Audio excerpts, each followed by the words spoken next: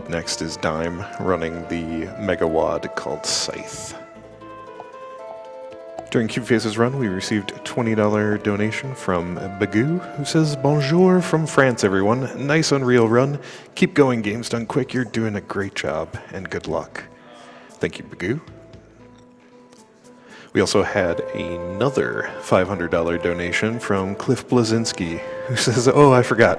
Can you give a shout out to the new studio, Bosky?" Well, I'm sure we can. Shout outs to Bosky. They're making a new sci-fi shooter on PC soon. Also, he asks, "Isn't the music in this game amazing? Here, have some more money. Keep up the good work." Thanks again, Cliffy B.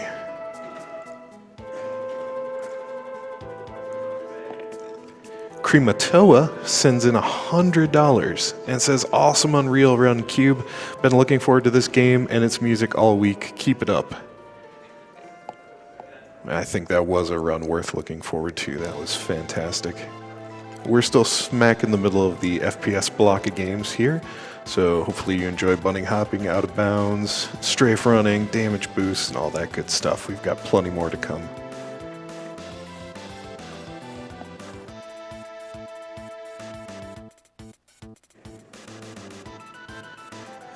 Timothy M sends in $33.33, says, "Have appreciated seeing games I had never played, new tricks, and ones I didn't realize were possible. Best of luck to all the runners, and glad to have you in St. Paul." And we're glad to be here. Thanks, Timothy.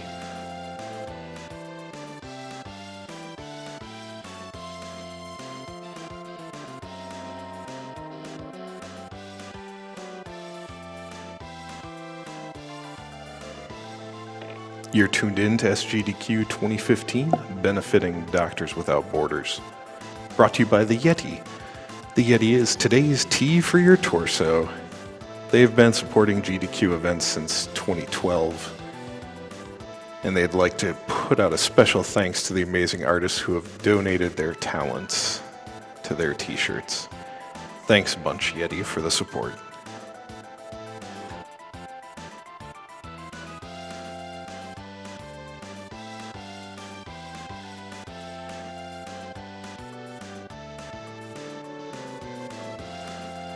We received $30 from Lockerdown3 earlier, who asked us to put it to our Chrono Trigger 100% and mentioned that they saw the Wheel of Time run and Robert Jordan would be proud of you. Awesome, Lockerdown. Thanks. If you all are unaware, we have a week-long incentive for the Chrono Trigger run that will be our finale to 100% the game for $65,000. We need to raise that much to meet that goal. Speaking of donation incentives for Doom here, there's one to turn the Doom guy into Twitch Doom. Do not think it has been met yet, so maybe a last-minute donation from some benefactor out there could put us over the top. Speaking of incentives, though, when Blood Thunder returns for Quantum Conundrum in just a few runs, he will be doing all collectibles because you all were able to meet that $4,000 incentive. Thanks so much, $4,000 raised for Doctors Without Borders for that. Really appreciate it. Eric B sends in $100 and says, "Good job on this year's SGDQ. Since I contributed towards saving the animals at the last GDQ, I'm going to put these $100 toward killing them this time. Keep up the good work."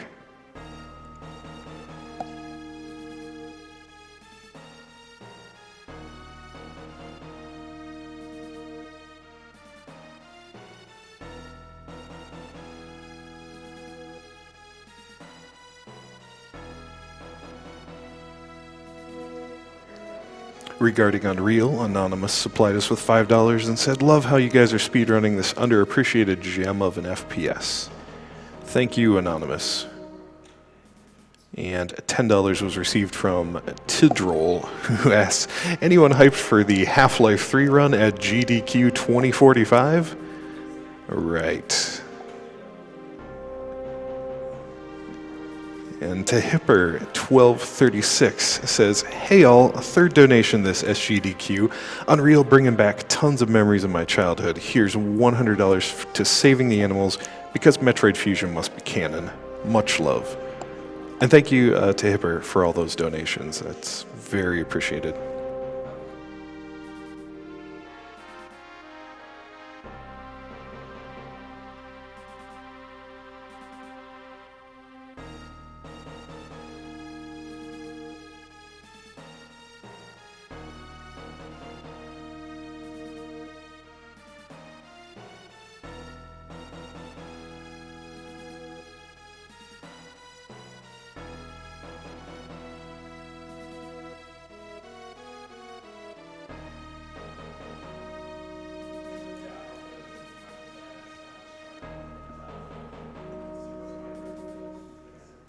Up next in the FPS block, we have a run of Doom. And we also have a $35 donation from Anonymous who says, I had to donate during Doom. I remember beating both the original Doom games before my dad did on his classic Mac back in '95. Dad, what's it like to get beaten by a 7-year-old?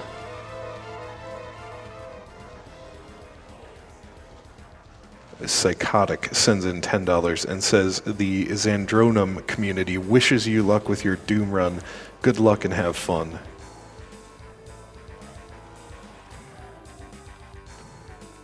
I never get to hear this song in this map. It's slow.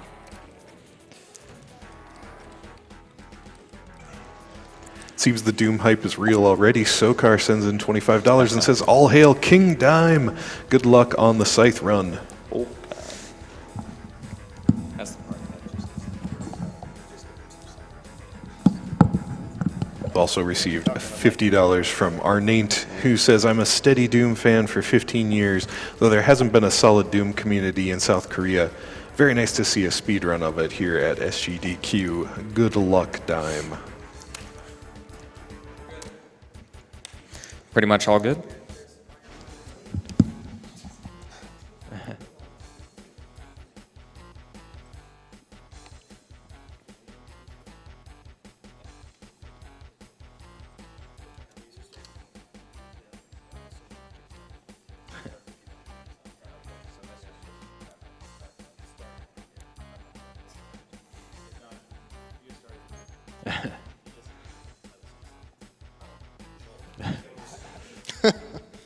womp womp.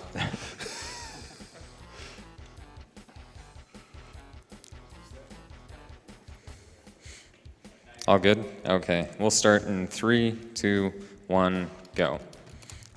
So this is Doom Scythe.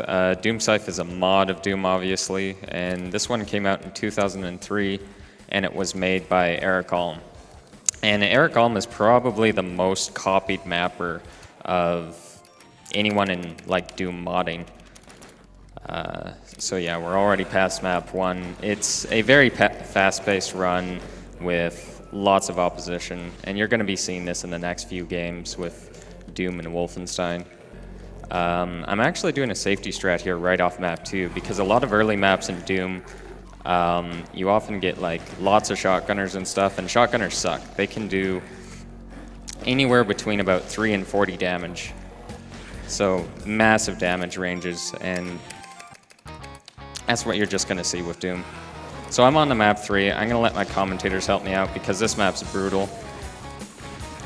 Yeah, so Eric Alm's mapping style, especially in Scythe, as you can see, is condensed. It's a lot of compact levels, full of enemies, and we will see the difficulty kind of be high constantly, although I would say in the first episode, it's not too bad except for some of the hit scanners. E2 is when we start seeing things more like from Plutonia, like from a couple years ago.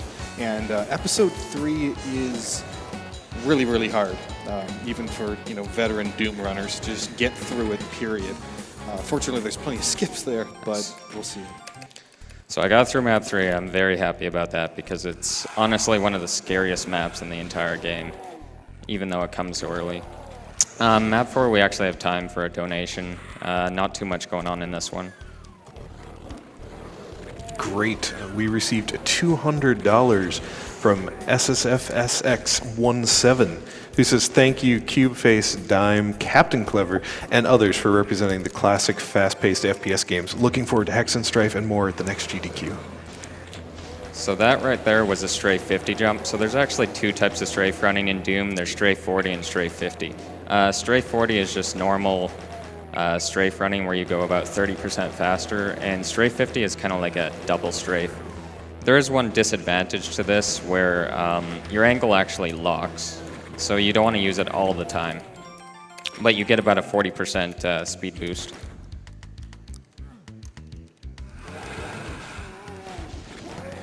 Yeah, the strafe running difference is usually you're using SR40, which is the basic strafe, almost constantly throughout the run. SR50 is for specific setups because you don't have as much flexibility. Yeah, SR50 can also be used when you just need to get a tiny bit more distance. There we go. For that example. That's one of the few in-game saves I do. It's just a very frustrating trick because sometimes the pinky just gets in your way and you can't get across. Deadly's based on Doom 2 map 7 Dead Simple. And there is going to be a rocket jump here, so the map goes crazy fast, but I'm bad at this game, obviously, so let's give this a second try. Yeah, the Dead Simple map is probably go. one of the most cloned maps in all of Doom history. About a lot of Doom wads. The creators seemed somewhat obligated, for whatever reason, to just copy that map style. Yeah. Well, there is a special trigger that makes it so that it can do stuff when enemies die, and they're like, oh, well, I guess we just got to do it the way everybody else did it. So that's one of those tricks. It's probably one of the ones that's frustrated me ever since I've started playing this game. So we'll just die. I think that was that an imp shot? There were That two was a Mancubus 69s shot. on the Okay. screen. Yeah, it just happens in Doom. You get used to it over time. Yeah, the damage range on some enemies, Mancubus can deal almost like 80 damage, I think is max. Oh, Don't no, remember I got hit off out the of top the of my way. head. So we're It's a just lot, gonna though. buff this. There we go. There we go. Yay. And he's actually doing a key bump through this wall too, Skips pretty much the entire level to do both of those. pretty much, yeah. Actually, we did this pacifist, so none of the chain gunners spawned.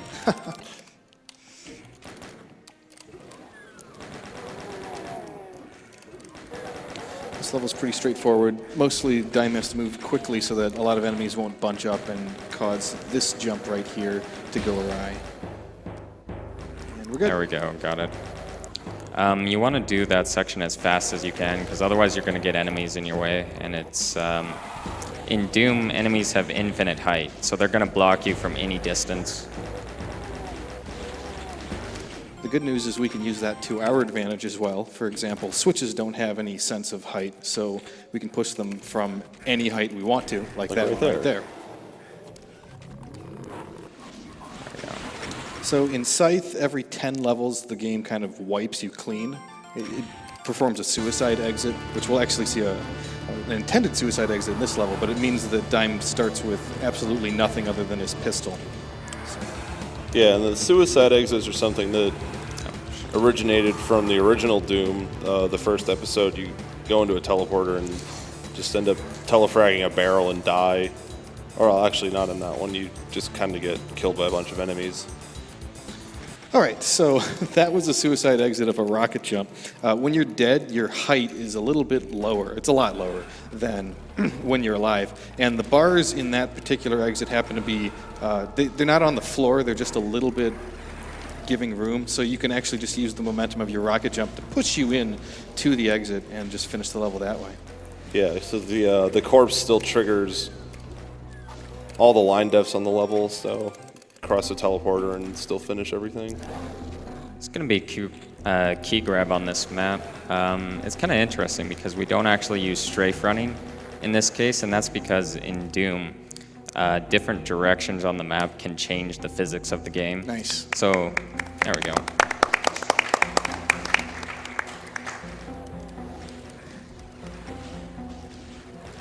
Yeah, so it turns out Doom Guy's arms are really, really long, and they have the properties to be able to phase through walls. So if he bashes himself hard enough, he just kind of reaches through and grabs things.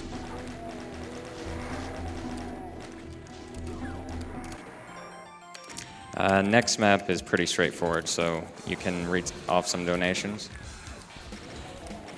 All right, $50 from Anonymous. He says, thankfully I'm able to catch most of the games that I wanted to see. Here's to Chrono Trigger 100% because the longer it takes, the more chance I have to catch some of it after work. I like that logic. Another $50 from Anonymous. He says, thanks for running these games for a great cause. And we've also received $50 from Darkwing Duck, who says, dude, this speedrun of Unreal was unbelievable. I had that game as my first FPS in my entire life. I spent so many hours on it. It was so entertaining and stunning to see that run. My mouth was open the entire time, full respect for Cube Face. He also says, merci pour le spectacle, and apologies for my French accent. So right about now is where we're going to get a difficulty increase in Scythe. Towards the end of E2 and getting into E3 is where this game really ramps up in difficulty. And we can see Archviles. Oh boy. Archviles are an incredibly nasty enemy that can attack you through other enemies with their instantaneous type attack. And they have a lot of HP, and they are the fastest enemy in the game. So they are very capable of ruining runs just like that. And we also depend on them for tricks, which we'll see in a little bit. Actually, a really interesting fact most people don't know is the Cyber Demon is the second fastest enemy. They just move crazy fast. Followed by the mastermind of all things. It's so big that you don't really notice it at all.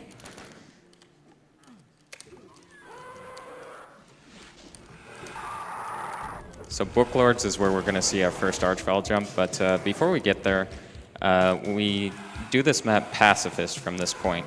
And that's because in Doom, to do a lot of teleporter traps, they join sectors. And if you shoot in that sector, the monsters wake up, they walk towards a monster teleporting line, and they teleport there.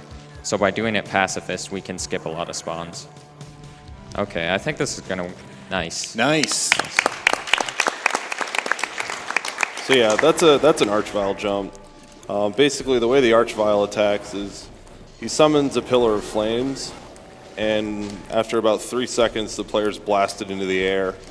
All it does is just it just gives you that height boost, but it doesn't really change your momentum too much other than pushing you away from the Archvile a little bit. So you can use that to reach a lot of areas that are not intended. So yeah, there's this map as well. There's Final Fantasy music and Castlevania in this game, so I think Eric Alm is a big fan. So this is a tough rocket jump. Yeah. Got a second Might try have here. enough. Oh. Let's try that one more time. Let's see if I can get it. This is a pretty good. He's rocket jumping backwards to that little window on the right. Requires a special setup. There we Nice. go. There we go. And just as before, there's an invulnerability sphere behind that wall, so he's just going to bump through and grab it. First Archvile jump, and the Okay, second. And 4. There we Very go. nice. Good level. Oh, let's not load. I've done that mistake before. So the main reason that Dime is constantly saving in this run is because if you ever die, the game doesn't just put you back into the level as if you had started it. It'll actually reduce you to starting the entire, as if you were going from, pistol start. So it's very important to just kind of keep all of your ammo as you can. Oh, Yeah, and on that note, typical speedruns of Doom are not really an RTA thing. Competitive speedrunning for Doom requires a true single segment run where you don't do any saving or loading. So, I mean, pretty much as soon as we started this run, it wasn't, real competitive type submission. at Totally all. illegitimate. Yeah. so now we get into episode 3, and this is where the run really, really ramps up. You're going to see a ton of opposition. Some maps have over 600 monsters. And it's also completely red, so you get the idea of, bloodlust and carnage. And Let's see if we can get this. This is extremely aggressive strat. Yeah, this map is incredibly difficult the first time you play through it, nice. as is this one. These first 2 maps of episode 3 are very difficult. I think for someone who's just getting into Doom content, this is going to take you quite a while to finish. It took me probably several hours just to get through these first 2 maps. Not using saves, of course, but No, I mean, yeah, the biggest. yeah, I was trying to play without saves because Well, that's how you play Doom. that makes it easier. It's not fun that way. But one of the biggest problems with this level is the ammo starvation. Since we don't come into this level with any ammo for real, and there's very little in the first place, there's a lot of enemies, so you have to really manage your ammo correctly. Even though you're given this BFG Yeah, here. then there's a surprise Cyber Demon. So Dime's going to kind of hope that, yeah. So he's looking for something to infight the Cyber Demon. Very good. Because very otherwise it's going to shoot the walls behind you while the elevator's going down. good. So this level is incredibly difficult. It requires a lot of movement against 2 different cyber demons, plenty of enemies, but we're going to skip all of it with an Archvile Okay. jump. So, Nice map. Yeah, the Archvile took a little bit of time derping around and not really paying attention to him, so that map can be completed in about as little as 3 seconds if the Archvile sees you right away. A lot of music in this set is from TNT Evolution. We haven't actually seen that run at a marathon, but it's the second half of Final Doom.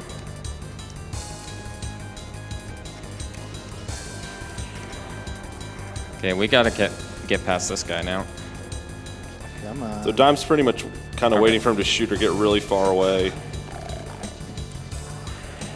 For those of you that don't know, a Cyber Demon can take away about, I think he can take away up to 300 plus health with a single rocket if it hits you in the face.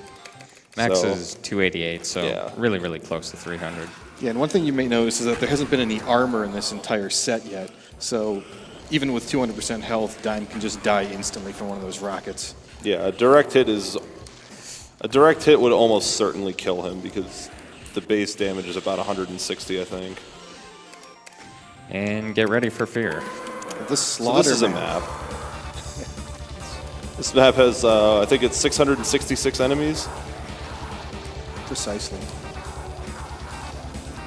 and I believe there's 12 or 13 Cyber Demons. There's like 9 on the 3 Yeah, various sides. the normal intended method for this map is there are 3 alcoves directly opposite where you start, each of which contains 3 Cyber Demons and a key. Normally you'd need all 3 keys to raise a platform in order to get across to the exit. Fortunately, that's not really needed in this case because you can just kind of run across a gap right to the exit. This level contains liberal use of the BFG 9000.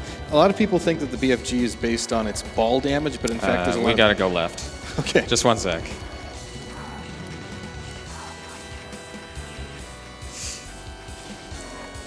Okay, good. All right, we're good. We got the invulnerability now. Yeah, the BFG shoots tracers, which emanate from Doom Guy himself, and it deals a lot more damage than the actual ball damage. So it's a very complex weapon, but when used effectively, deals massive amounts. You can kill a Cyber Demon in 2 shots, in fact. Yeah, you can even kill a Spider Mastermind in 1 shot if you do it perfectly. So yeah, the BFG, when you left click to fire, it locks in an angle, and when the main ball portion of the BFG shot hits a wall or an enemy, at that point the tracers emanate from Doom Guy at the prescribed angle, and there's 41 of those, I believe. Yeah, that, it's a you know, lot. they have their own damage range, but in the case of killing a large enemy like a Cyber Demon or a Mastermind, All the tracers manage to hit. yeah, causing the main blast to hit something right when you're in front of it basically ensures that all the tracers will hit. I'm pretty sure this is a deathless E3 so far, which is not what I expected. Yeah, I think so. Yeah, that previous map is actually a timed map. 31 Once seconds you or leave less. the beginning room of the map, there's a crusher that starts lowering down onto a dummy Doom Guy, and that's why at the end of the map you see him start to take what appears to be crushing damage. So it's basically a voodoo doll that That's another arch file jump, Yeah, skips if the whole level, if etc. Doom Guy gets crushed before he exits the level, then he just dies. So we're actually on the last map already. This very fast-paced run. This level is completely ridiculous. Yeah, even this compared is- to level 26. Yeah, this is a map that I did not complete this map the intended way when I first played it because it's just actually insane. And how do we beat hell? Well, we destroy the most evil thing in the universe, which is obviously John Romero. And that's the run. That's Time. Scythe. Yeah, it was time. Very well done. So I'm going to try to show this off really quickly. I know we didn't get the money for the donation incentive, but I feel like I'm just going to show it off quickly. Where is it? So yeah, there was a donation incentive for what was called Twitch Doom. And a guy named Pinchy Scree worked on just a little bit of a change to the Doom GUI itself. And Yeah, we affectionately call it kappa.wad. Sorry about that. So if you'll notice, what Pinchy did was basically he modified the faces that show up during the normal gameplay of Doom. So we had some fun with it. And yeah, Pinchy did most of the work on this, so much appreciated. Got Swift Rage and Failfish when you die, of course. If you're invincible, you turn into Hassan Chop. And I'm just going to show off the mechanic for how map 28 works because it is kind of confusing. So if you just go over a trigger here, what Eric's actually done is there's multiple player starts, and this is a voodoo doll of Doom Guy. So as you can see here, there's a crusher coming down. So after about 30 or so seconds, you just start dying because you share a health pool. And there's a really cool trick you can do with this. So just one sec, we're just going to cheat here for a sec. So Doom Guy and the Voodoo Doll both kind of share the same health, but not quite the same health pool. There we go. Yeah, so you can actually do a death exit on this level in the same way. I think what happened is the voodoo doll Well, they died probably at the both same died time at the same there. time, yeah. So let's try this one So more time. even though both the Voodoo Doll and Doom Guy, the original, both will take damage at the same time if they take damage, you can make it so that one dies without the other actually dying. And when you exit a level that way, it causes a very strange phenomenon to occur.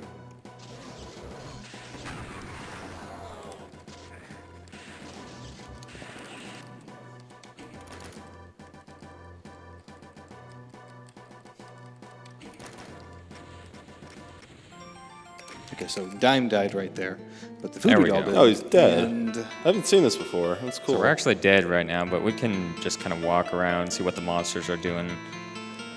it's kind of like a zombie mode, really. Yeah. We can turned actually into get the by voodoo the doll. first section because there's a couple zombies in the way. So we're just going to clip out. He appears to have no weapons either. Right. He can't fire anything right now. And one additional thing you can do here is crush yourself, and you've effectively jibbed Doom Guy, and you can So he acts kind of like a jib. you even can though he walk through move. walls.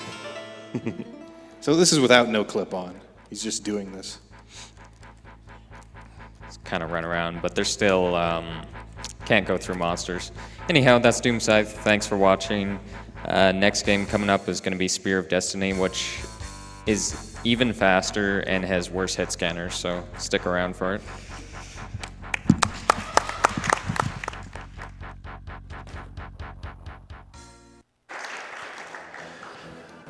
Some donations came in during Dime's run. We have $50 from John S., who says, "Go, go, Team Ultraviolence. Cheers for creating an awesome Doom community on Twitch, King Dime, and I hope you shoot down